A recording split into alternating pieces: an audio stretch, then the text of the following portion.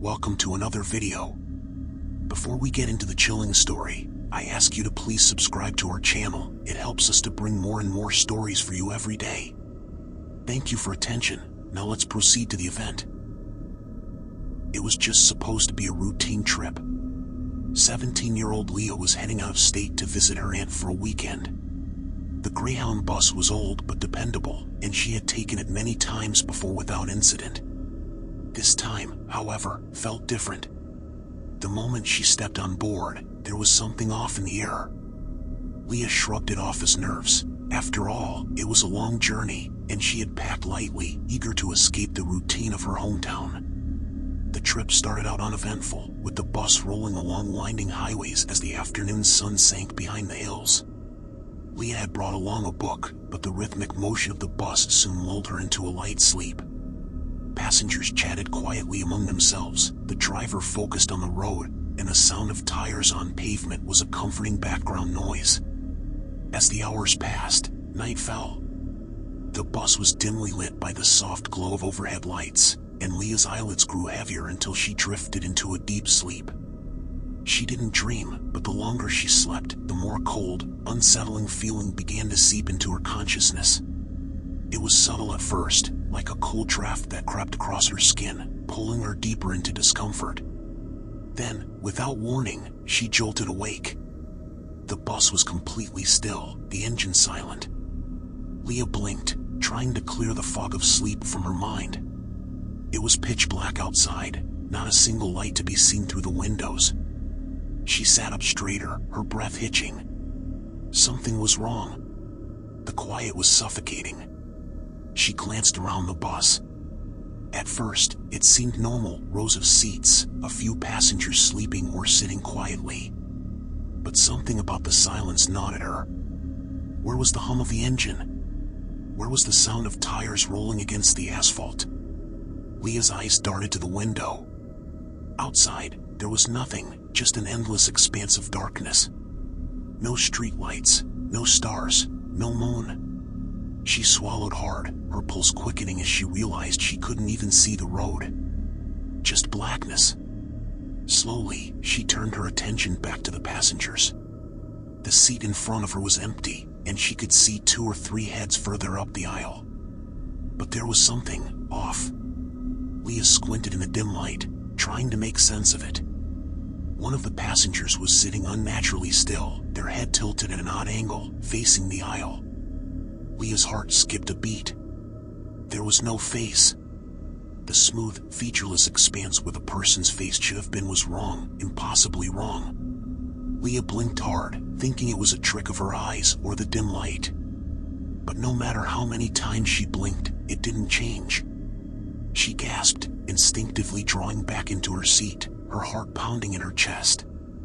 She looked around frantically, and as her eyes adjusted, she realized the other passengers had the same empty, faceless expressions. Panic surged through her veins. "What is this?" she whispered to herself, gripping the armrests tightly. Her eyes darted toward the driver, hoping that maybe he could explain, maybe this was some bizarre nightmare she could shake off. But as she focused on the driver's seat, her stomach dropped. The driver was slumped forward, his hands gripping the wheel, his head bent at an impossible angle. His face was gone too, just a blank, smooth surface where there should have been features. Leah's breath hitched, and a deep, primal fear began to take over. She could feel the temperature inside the bus dropping rapidly. Her breath misted in front of her, and the chill in the air began to gnaw at her bones. She needed to get off this bus. Now.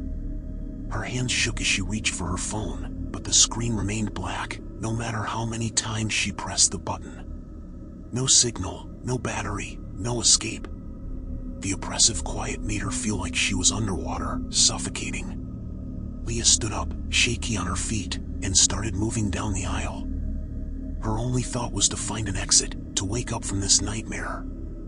But as she walked, the faceless passengers seemed to turn in her direction. Not physically, but she could feel their eyeless gaze on her. The closer she got to the back of the bus, the more the air felt wrong. Heavy, like it was pressing down on her, suffocating her every breath. She reached the back door, her hands trembling as she tried to push it open, but it wouldn't budge. Desperate, she turned back toward the front of the bus, her heart hammering in her chest. "Help," she screamed, but her voice felt swallowed by the void around her. No one moved. The passengers remained motionless, their empty faces staring into the distance, as if they were merely shells, no longer human, but something else entirely. Leah felt her knees buckle as she collapsed into one of the seats, her mind racing. How did she get here? What was happening? The bus was no longer on any road she recognized. There was no sign of civilization, only a vast, endless darkness stretching out in all directions. Then she saw it. Through the windshield, just beyond the faceless driver, something moved in the darkness. At first, it was just a flicker, barely noticeable. But then it grew, shapes, shadows twisting and writhing in the black void outside the bus. Leah's eyes widened as she realized they were figures, human-like, but not human at all. Their movements were unnatural, slow but deliberate, as if they were waiting for something. And then, as if they sensed her watching, they began to move closer to the bus. Leah scrambled to her feet, panic overtaking her. She ran back down the aisle, past the faceless passengers, toward the front of the bus. She had to do something, anything to stop this. Her hands found the door to the driver's cabin, but it too was locked, as if the bus had sealed itself shut. A deep, guttural sound echoed from the darkness outside. It wasn't human. It wasn't of this world. Leah's mind raced.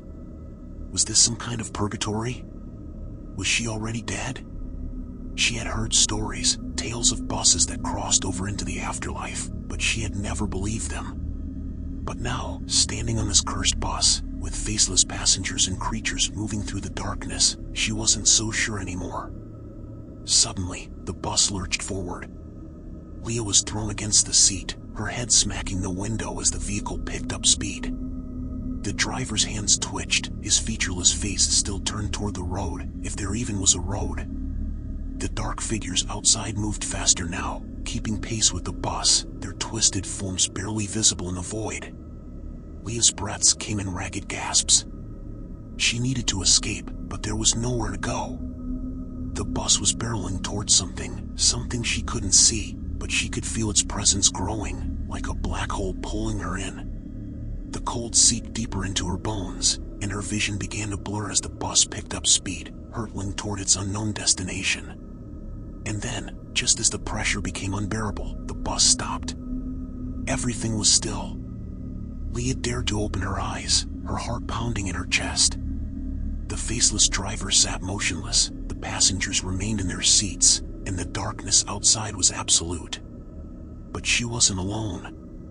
From the shadows at the back of the bus, she felt a presence, a figure moving closer, slowly, deliberately. Leah's breath caught in her throat as she turned, her body trembling with terror. There, standing at the end of the aisle, was a faceless figure, larger and more menacing than the others. It moved with a slow, deliberate grace, as though it had been waiting for this moment. The temperature dropped even further, and Leah's limbs felt numb. The figure stepped closer, its smooth, featureless face turned directly toward her. She couldn't move. She couldn't scream. All she could do was watch as the figure reached out toward her, its hand cold as death, gripping her arm. And then, everything went black.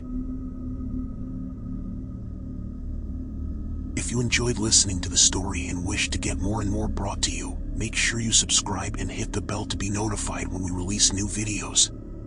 That's it for today. Thank you for watching. See you on my next whisper.